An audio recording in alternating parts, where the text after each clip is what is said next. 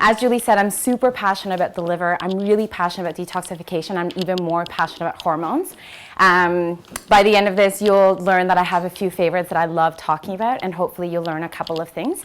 The main thing about detoxification that you want to remember is that it's a natural process that happens in your body every single day. Right now, you're detoxifying. Tomorrow, you're going to detoxify. It's just about detoxifying better than you're detoxifying right now. It's a normal process. The really basics of it is that it neutralizes and eliminates toxins in your body, toxins that you ingest, toxins that are in your environment and you inhale, that you put in your body, that you absorb, and toxins that you actually create through your own natural processes.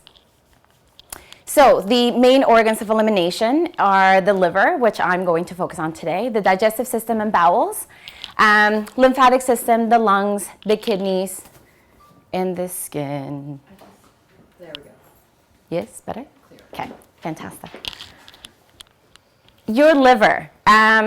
Your liver is the powerhouse for everything. Really, everything that you touch, everything that you inhale, and everything that you eat, at some point is going to have to go through your liver.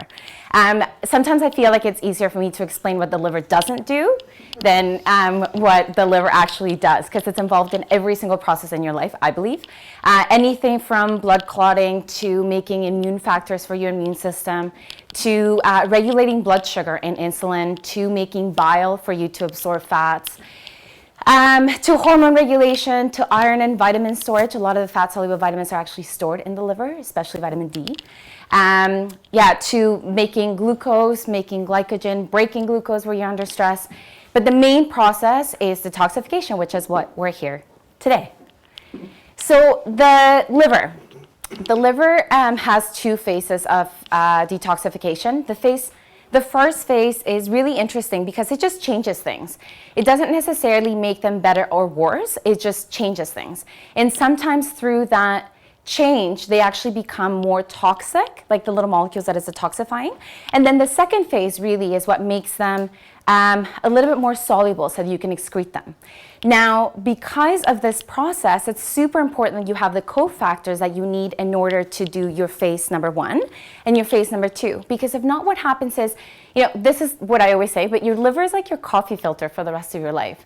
And if one of the phases is clogged up because of everything that you're eating and you're not really exercising and you're really angry and all of these things just start getting backed up, and your body is really, really smart, but is not smart enough to be like, oh, I eliminated this, so it means that I don't need it anymore.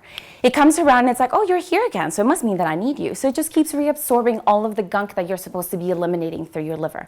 So for the phase number 1, which is the one that changes all of the little molecules that you're trying to detoxify, because sometimes it makes things more toxic, it's super important that you have a lot of antioxidants so that you prevent the radical damage from becoming even more out of control. And the second one needs a little bit more sulfur compounds so that you can make all of these little molecules more water soluble so you can excrete them through your urine or your stool. So the key nutrients for liver detox, anything from B vitamins to folic acid to vitamin C is huge, MSM. My favorite herb for liver detox is milk thistle. It's something that really, really, really stimulates, regenerates, and rejuvenates your liver. So it's something that I usually put into most detoxes that I do with my patients. The only thing that I do want to stress today is that your liver also metabolizes a bunch of other stuff, from antibiotics to statins to high blood pressure medication. So not because they're supplements means that they're safe. So I just want you guys to take home today that you can do a lot of detoxification with food. And you don't need to be on, a super plus, liver cleanse and colon cleanse. You can do that with food, and that's what Laura's going to talk to you about. You can do it with protein shakes. You can do it with a lot of high antioxidant whole foods that you can get a lot of this stuff with. The other stuff that is deficient in your diet, for sure, you need a little bit of supplementation, but it shouldn't be, I'm going to detox my liver once a year and then I'm good for the rest of the year. No, this is about lifestyle habits that should be helping you every single day, because this is a process that happens every second of every minute of every day.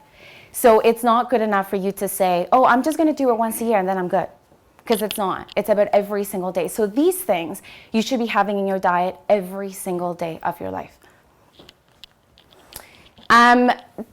This time around, I'm going to focus a little bit more on your digestive system and your bowels than I did last year. The reason being that this is something that comes up in my practice all the time. People ask me about it all the time, and I think it's very underrated when it comes to detoxifying. Your digestive system and your bowels, you know, it's the number one thing that you need to excrete things, literally. I actually took a course on just stool, and sometimes sometimes my first question with one of my patients is, you know, tell me about your bowels. And they stare at me like, what do you mean about my bowels? And I'm like, what does your poo look like? And everybody gets stares at me, and I'm like, no, really, is there undigested food? Is there mucus? Is there this? Is there that? Because sometimes that can tell me a lot more about a patient and what's going on in their insides than the entire story. And I usually take about 90 minutes for an initial intake, so you can just tell how much it tells me about their diet and what's going on in their body. So today I want to focus a little bit more on it because I think the liver is super, super, super important because it's my key player in detoxifying, metabolizing a lot of the stuff. But the bowels and digestive system really is how I'm going to get everything out. So if that's not working, it doesn't matter how much I stimulate the liver, nothing's going to work. And the problem is that if I overstimulate the liver and nothing else is moving, the same thing happens. Your body comes around, like it's kind of like you have these little garbage trucks that come around and they just, you know, your liver's working and everything's pushing everything through. And then once they dump it in the bowels, when they come back around, if they see it again, they're like, oh, I remember you. I must need you because I didn't poo you out, so let's reabsorb you. And now you're reabsorbing all of the gunk that you're actually supposed to be eliminating, right? So they go hand in hand. It's not one versus the other. It's both of them together. The chronic epidemic that I see in my practice is that everybody is on antacids, whether you're on H2 inhibitor or a PPI, because everybody has acid reflux. Honestly, if you fix your diet, you probably won't have acid reflux. And the problem with that is that it's lowering your stomach acid, and then you're not digesting food properly. So by the time that it gets to your bowels, you're probably not really absorbing anything that your food has. And then you're wasting a bunch of money too, right? So absorption, this is why I really, really, really wanted to focus on this today, because I see this as my epidemic in my practice. Honestly, I think that well, I guess you're going to learn about this in 2 seconds. And then elimination, which I said, the bowels, and why that's really important in detoxification. Okay, so something that I get approached about all the time is the difference between food allergies and food sensitivities and food intolerances. So I just wanted to talk about it very briefly because this actually plays a role in detoxification. It's really, really, really important for you to learn the basic principles about this so that you can understand what Laura is going to talk about and some of the key principles that we're going to give you for the detox. So food allergy. So imagine this little red dot here being when you ingest a food, okay? So a food allergy is, I'm assuming nobody knows what immunoglobulins are, right? Yes, one person. Okay, so I'm gonna make it as simple as possible. Immunoglobulins are these little armies that your body has, okay? You have different types of them. Some of them are immunoglobulin type A, immunoglobulin type E, then there's immunoglobulin type G and M, and then some other ones that obviously are not that important. IgE is usually what we think of an allergy. So anything that would release histamine, histamine is a compound that makes you really, really itchy and that gives you hives. Anything that would create an anaphylactic reaction, that's IgE mediated. And IgE is usually this like army of little immunomolecules that sit in your mucous membranes, which is why if you're allergic to peanuts, the moment that your body touches a peanut, boom, you have an allergic reaction. So what happens with this is as soon as you eat something, it's almost like your body panics and it's like, oh my God, this is going to kill me. So it sends an entire army. And just picture that for you to get a reaction, you need 1,000 little soldiers of IgE. So the moment that you touch a peanut, the moment that you touch, gluten or dairy, whatever it is that you're actually allergic to, your body mounts this massive reaction. This is the threshold for you to get a reaction. So you eat the offending agent and within anywhere between seconds to a couple of hours, you have this massive immune reaction, okay? And that usually is, either, anaphylaxis and you need an EpiPen and you need to go to the hospital, or it's like you break out into hives and your eyes swell and you get really, really itchy. It can be a headache. It can be a bunch of other things, but it's just IgE mediated and it's usually immediate. Now, the other one, which is the food sensitivity. Food sensitivities are really interesting because they're mediated by another little army, which is called immunoglobulin type G. Now, these are really interesting because it doesn't really have an immediate effect in people, and the effects of an IgG reaction vary anything between like a headache to being really crampy to having mental fog all the time to anything, okay? And the problem is that they're not really easy to diagnose because they're very dose dependent, and it can take up to 72 hours for you to see in your system. So say, your body's never gonna love anything because it's not you. Maybe it's gonna love kale because kale is amazing, but other than that, it's never really going to love anything. So picture you're eating kale every day, and every time that you eat kale, your body's like, this is not me. Like, I like her, but I just don't really love her. So every time you eat kale, you're gonna call up one IgG. And then, gluten. Every time that you eat gluten, your body's like, oh, I definitely don't like this. But then every time you eat gluten, you get maybe 20 IgGs. For you to get to 1,000, which is what you need to get a reaction, which is what you need to get to the threshold, right? It's gonna take you 1,000 days of eating kale every single day back to back, and it's only gonna take you 10 days of eating gluten, because it's dose dependent, right? So sometimes people are just like, oh my God, I've been eating tomatoes all my life. And now all of a sudden, every time that I eat tomatoes, I'm really itchy. That's why it's really important to rotate things in your diet and to take things that are really inflammatory foods out of your diet, because it's very, very, very common. And honestly, I would love to say I'm not anti-gluten, but I kind of am. I'm more so anti-wheat than I am anti-gluten, and the same thing with dairy. It's not so much about the grains, it's about how they're processed now. Because we don't really get all of the nutrition that's supposed to be in dairy and all of the nutrition that's supposed to be in wheat, because they've been refined and they've been processed, and all of that process really is what the problem is. So that's what I mean with the IgG. Is a delayed hypersensitivity response, and it is very dose dependent. This is what a lot of the food sensitivity tests that you guys have seen, like Hemocode and like Rexall pharmacies do, and a lot of naturopaths do. This is what they're based on, okay? And the other one is a food intolerance. That's just simply I am missing an enzyme to break something down and I just can't tolerate it. There's no way to fix it other than giving you that enzyme. The most well-known example of that would be a lactase deficiency. You can't absorb, you actually can't break down lactose, so you take Lactaid, and then you can break it down because it kind of breaks it down for you, and then you can absorb it, right? It's completely different than a food sensitivity where you're sensitive to the milk, and every time you eat milk, you get bloated, or you get a headache, or you get mental fog. Does that kind of make sense? Yes? Okay.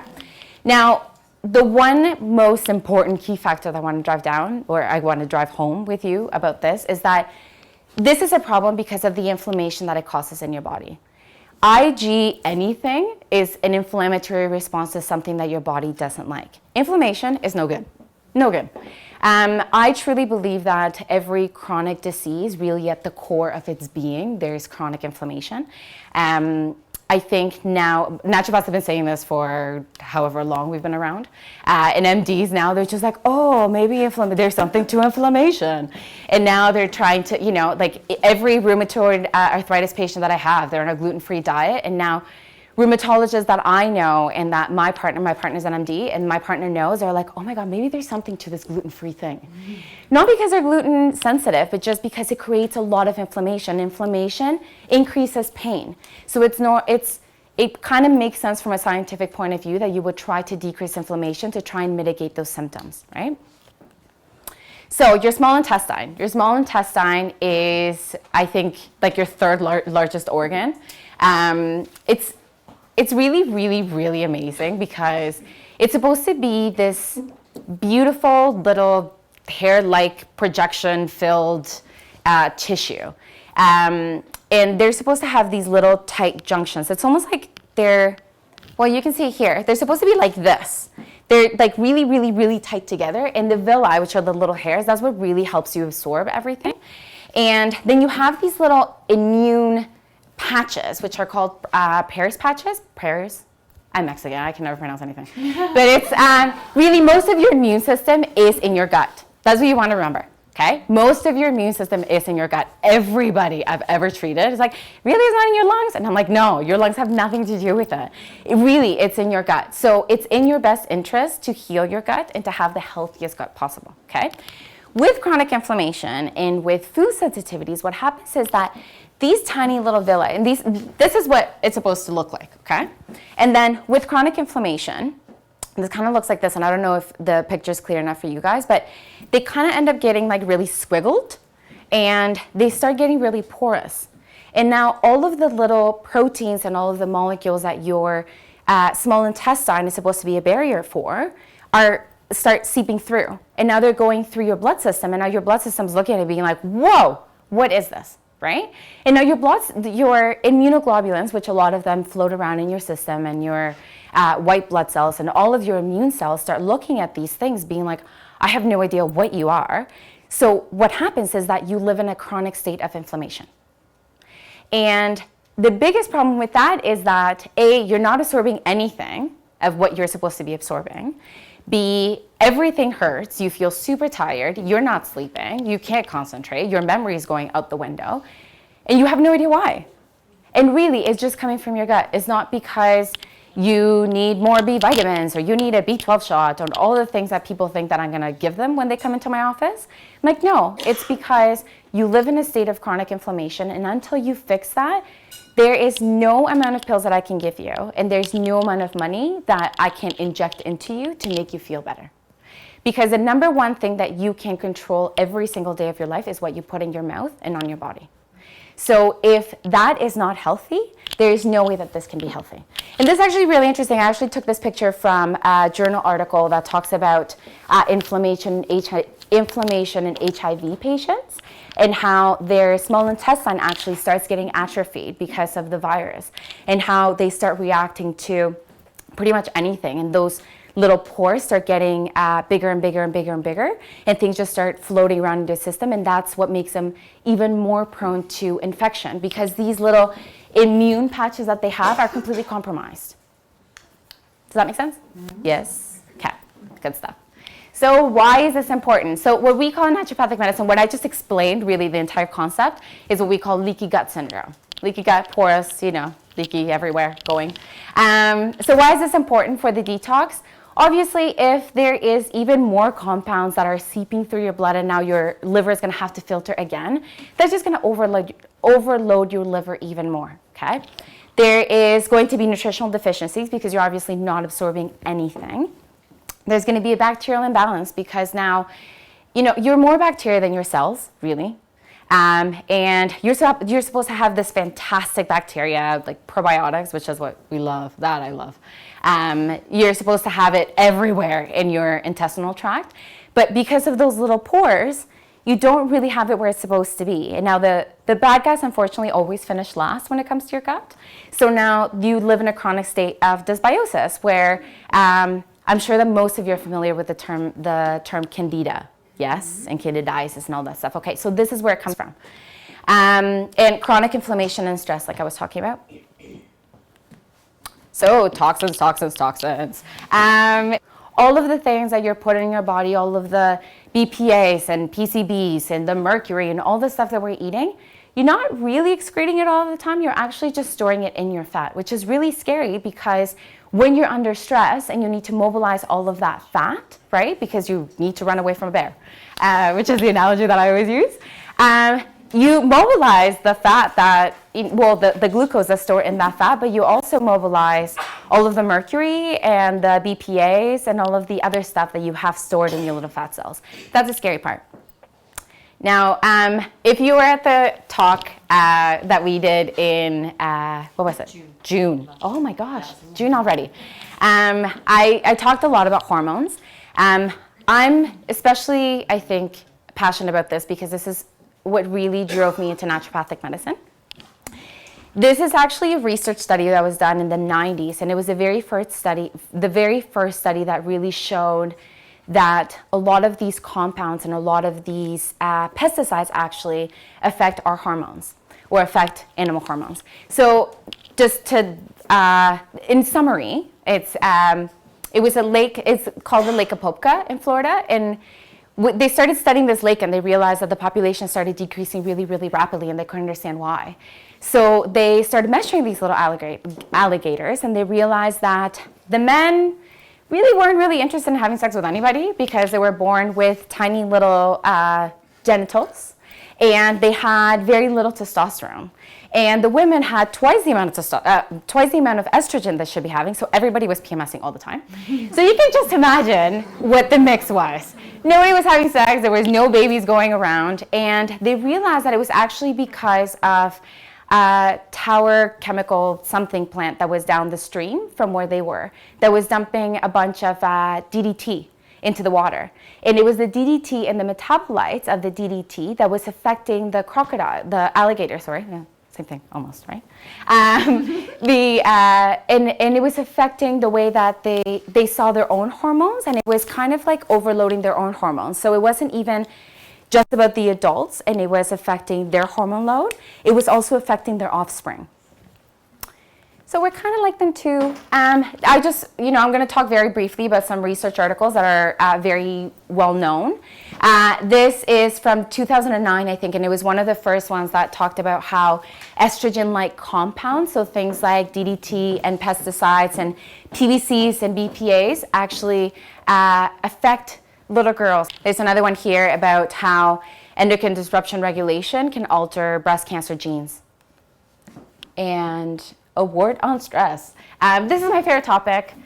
Most of you know this. I love stress just because I really think that until you have that under control, you can't get anything else in your organ out of 5. Yes? One thing that you want to remember about stress is that your body responds to stress very primitively.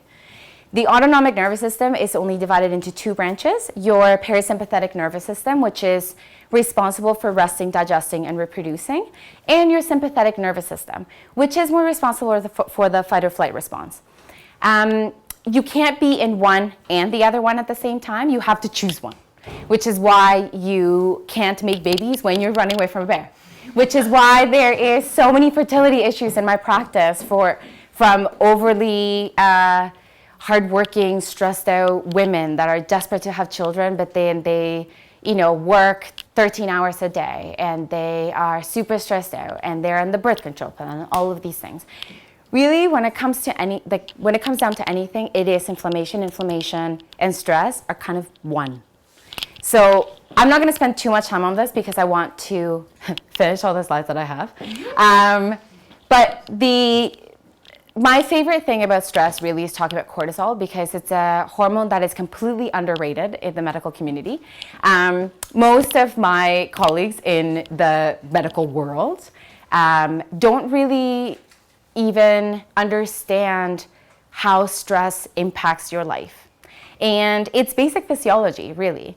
Your body, when it's under a period of prolonged stress, and stress can come as an illness, as environmental stress from all of the toxins that we just talked about, as a boss, as your wife, as your mother, as anything. Your stress response is the exact same regardless of where it's coming from, and you release the exact same molecules.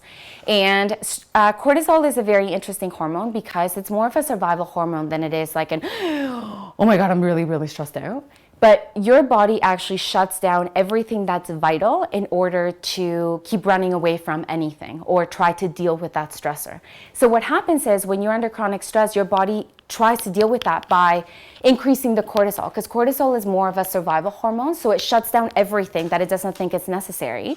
So your digestive system goes, your reproductive system goes, everything else goes, because you need to deal with the stressor. And to deal with that stressor, you obviously need blood sugar.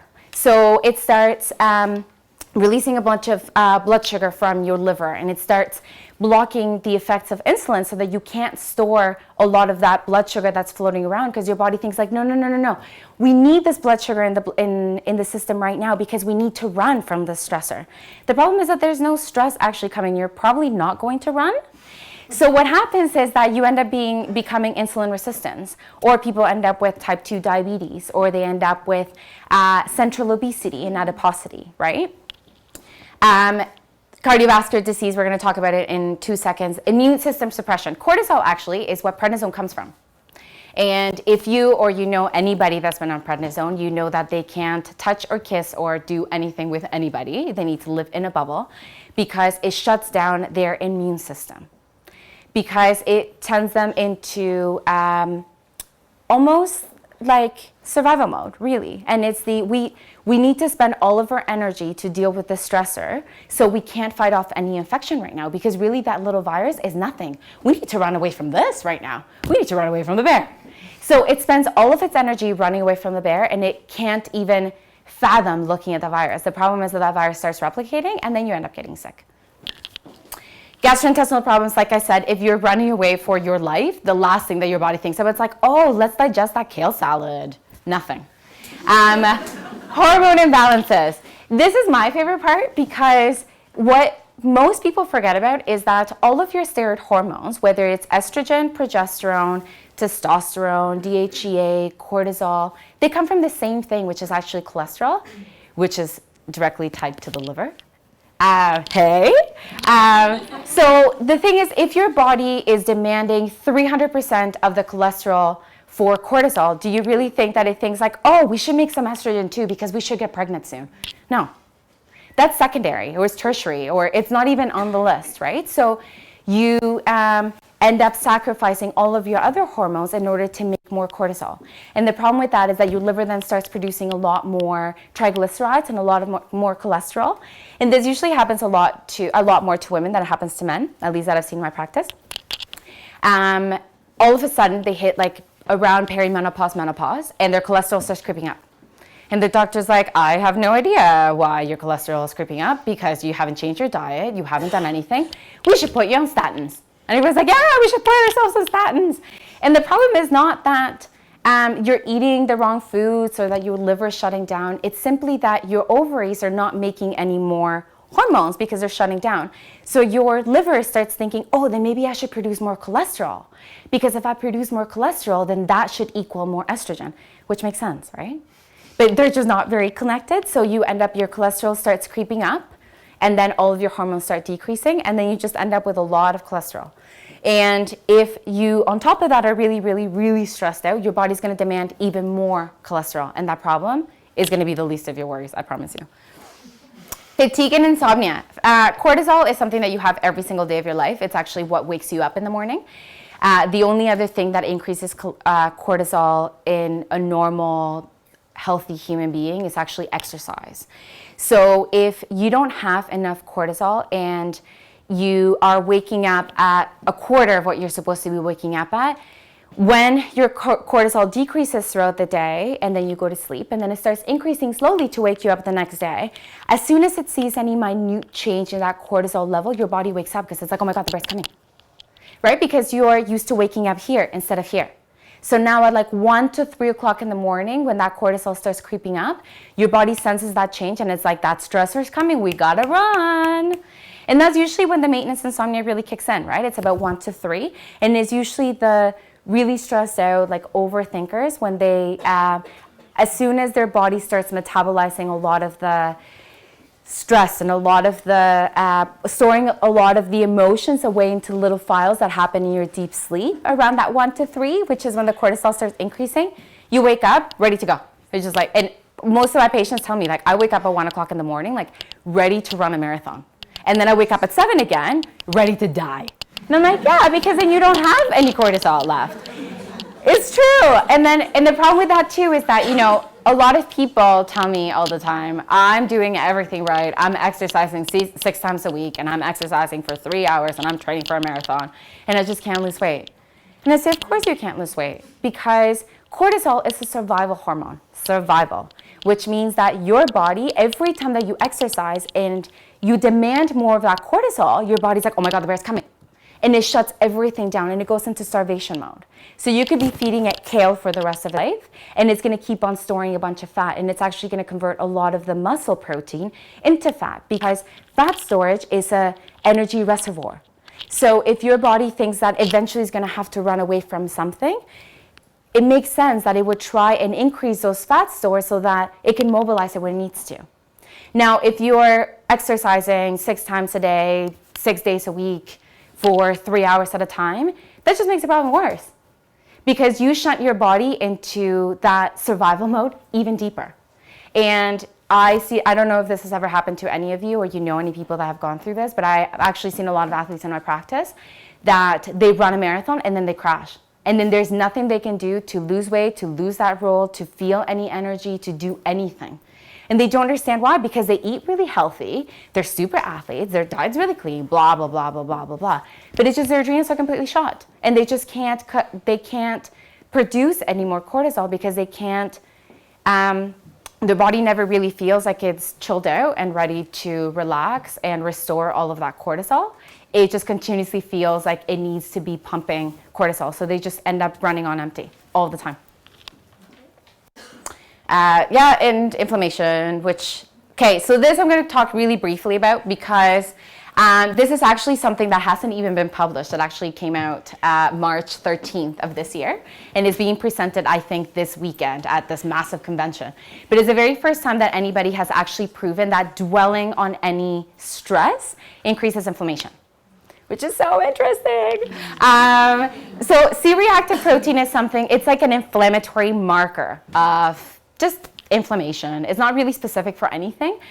Most of us argue that CRP equals like an increased risk of cardiovascular disease, but that's kind of loose.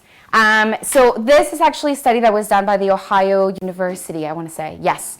And they recruited, I think it was 34 healthy females, and they made them go through, it was almost like an interview process. They had 2 people dressed in lab coats, of course, and they had to prove to them how good of candidates they were for X position. And then for the hour after they were interviewed, or I guess they had to talk to these people, half of them were asked to go through everything that they might have done wrong in the interview, and everything they might have said that was a little bit iffy. And the other people were given like guided imagery and just relaxing, and I'm hurrying, I promise. and I know I always talk too much. Anyways, and the group that was actually asked to dwell on their interview, when they measured their C-reactive protein an hour after, it was not only, I think, like 5 times the amount as the other group, it kept on increasing. And they proved that, when you dwell on past occurrences, whether it is something that happened at work or whether it's something that happened 5 years ago with your daughter or your sister or your mother, that one person that wronged you that one time at Zeller's, that's going to increase your inflammation. It's true. Which are the main organs really that detoxify, are the organs that deal with stress or anger, I should say, and worry. And the intestines deal with your ability of letting go. And I think we all know that one person in our lives that we probably think is constipated because of how apprehensive they are. And it's true, honestly, and this is something that I think Laura will talk to you about too, but whenever you do a detox, be ready for those things to come up.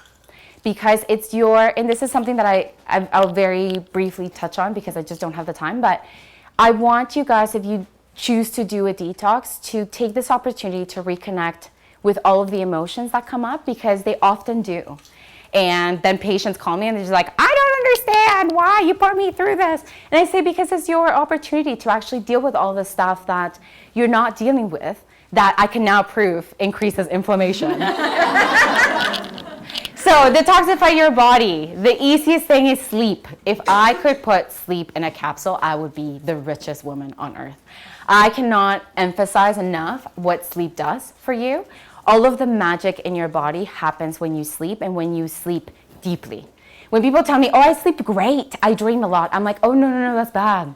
Because that actually means that you're staying in your superficial sleep, which is REM sleep. And I don't know why REM gets such hype. It doesn't do anything. It's a deep sleep actually that comes after REM that does all the magic. That's when all of the hormones get created. That's when your liver detoxifies. That's when everything happens. So if you're sleeping, make sure that you're sleeping efficiently, because sometimes sleeping for 4 hours efficiently can give you so much more rest than sleeping for 12. Love your liver. If you didn't notice, I love the liver. Support the pathways, number 1 and number 2. It's pointless for you to overstimulate one without the other one, because then things will get backed up and symptoms will become worse. I promise you this. It happened to me when I was in naturopathic college. I overstimulated one instead of the other one, and somebody came to me with a bunch of hives and psoriasis and just terrible, terrible, terrible symptoms. Don't do it. Learn from my mistakes. I think the girls will talk to you a lot about different products that don't overstimulate any specific pathway, but support your pathways instead, which are great. Avoid liver loaders. Caffeine, alcohol, stress, more than anything, they load your liver. I love coffee. I was born and raised in Mexico. I think my mom fed me coffee in my bottle. It hurts me every time that I have to tell anybody to give up coffee. And chocolate, it's true. But really, your liver, if you're detoxifying and you actually want to give your liver a break for it to work more efficiently, just do the job. And just give it up for 28 days. It's a commitment that you make to yourself and you make to your body. And you will be amazed. The first 2 weeks, you'll hate me for recommending that. And then you're going to feel amazing. And you're going to wake up refreshed. And you're going to have energy. And you're not going to get those energy slumps that you usually get around 1 to 3 o'clock with your coffee. You're not going to need any of that. Heal your gut. Probiotics. Decreasing inflammatory foods. Laura's going to talk a little bit more about that too. You know, my biggest foes obviously are wheat, their dairy, their alcohol, they're things that most of us know are bad for us, but we love anyways. Organs of elimination, I think in your guidebook, I talk about dry skin brushing. It's one of the easiest ways to stimulate your lymphatics. Your lymphatics, unfortunately, don't really have anything to pump it. Your lymphatics is they're kind of like your garbage system in your system, and they're like the dumping trucks that come in and collect a bunch of waste. The only way to actually stimulate that is either dry skin brushing or exercise, because exercise, actually the muscle contraction and relaxation, pardon? Or an osteopath. Osteopaths are amazing. Be conscious of what you not only put in your body, but what you put on your body. There's a fantastic organization called the Environmental Working Group. And those are the people that actually come out with the Dirty Dozen and Clean 15 every single year. Dirty Dozen are the 12, now they're like Dirty 20. And they're the dirtiest 12 foods in your produce. Just check it out. They actually have another section that's called Skin Deep, where you can go in and log any of the cosmetics that you put on your skin and see how toxic they are. Read your labels. Please read your labels. If you can't pronounce it, don't buy it. Just put it down. Remove temptation. If you're going through a detox, and I understand that, you know, if you have kids, it's really hard to get everybody on board, just don't have it around your house. If it's there, you're going to eat it. And if you set on this journey thinking this is going to be the worst 4 weeks of my life because I can't eat chocolate, it's just setting yourself up for failure. So the mindset, really. Your home, try cleaning with thymol, essential oils, vinegar. We have a recipe that's really amazing. Detoxify your life. This is what I was talking about, the emotions and the patterns and recognizing that. The liver being the organ that deals a lot with the anger and the stress, the spleen and the stomach with worry, the large intestine with letting go, and the lung, which I forgot to talk about, is grief. Okay? Be kind to yourself. Don't be so hard on yourself. If you have a bad day or if you really crave that chocolate, try not to give in, but just understand that you're also human and you're going through a detox, so this is normal. And honor your work. Like I said, this is not just about doing it once a year and then feeling like, okay, so I did it, so now I'm clean for the rest of the year, so now I'm gonna go and on a fender bender, and the day that you finish your 28-day detox, the next day go to the Mandarin. And I have patients like that, trust me, I have patients like that, and I'm like, why? Why you gotta? You know?